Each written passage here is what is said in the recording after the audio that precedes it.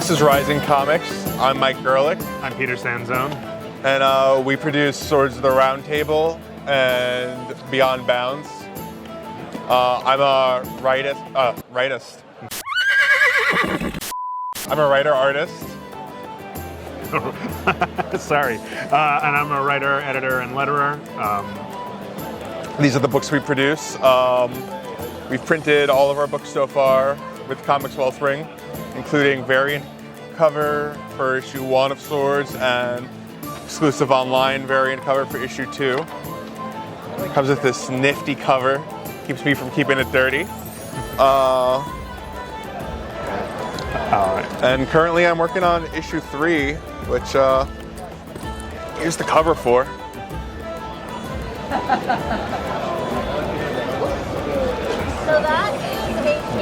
And how would you describe Swords of the Round Table? It's a sword and sorcery book and my take on Arthurian legend, but I've removed Arthur from it and a bunch of other key characters like Merlin and Lancelot, and I've returned the Arthurian legend back to its Dark Age roots. So there's a bit of historical fiction in there. They are not knights. Knighthood doesn't exist yet. They're people battling for Britons. There's a lot of people battling. Beyond Bounds is our anthology. It has sci-fi, fantasy, urban fantasy in there as well. Different artists, different writers working together to bring together a nice anthology.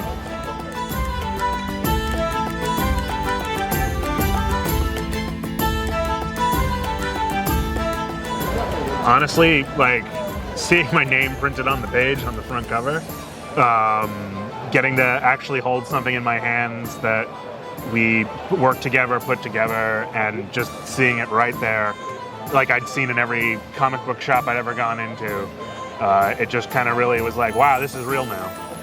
Yeah, that might be it for me. The first time I saw a comic shop carrying our books, that was really cool. And you know, lifelong comic fan, that was a big thing, because I'd already been working comics for a long time, but in production, not as an illustrator or creative. So seeing a book on the shelf that I drew, that was really cool.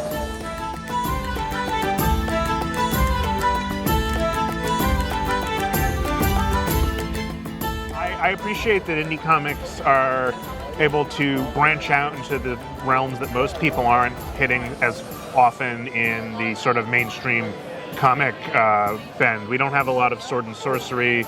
We don't have a lot of science fantasy at times. And I think indie comics taps into that well a lot more than the current other companies do.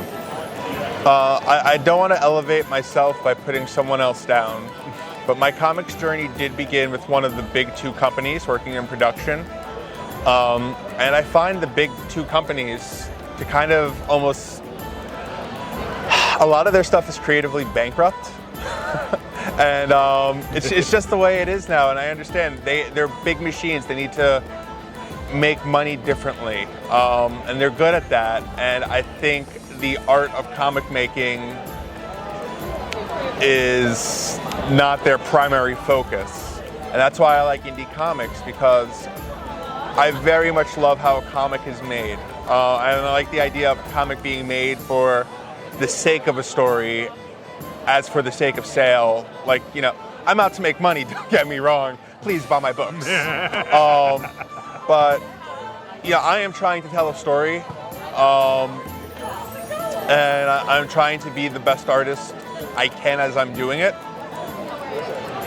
And I feel like you lose that now a lot with some of the bigger established companies that kind of, they've been using the same characters and recycling the same stories for so long that there's not a lot of integrity left.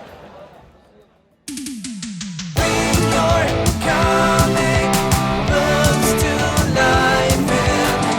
your comics with Comics Wellspring.